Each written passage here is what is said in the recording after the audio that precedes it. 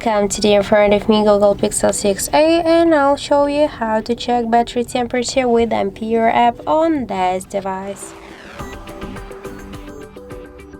So first you should open the Play Store application, and after that here in the search pool we should enter Ampere. And now we should get this application. That's why tap to install and wait a couple of seconds while this application downloading and then installing on your device. After that, just tap here to open the app, click yes to agree, pick close on the left down corner, tap to OK. And now we can see here the information about our device battery temperature. In my case, that's 31 degrees.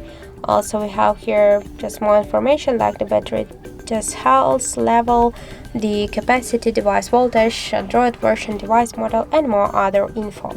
So that's it. Thank you for watching, and if you find this video helpful, don't forget to leave a like, comment, and to subscribe our channel.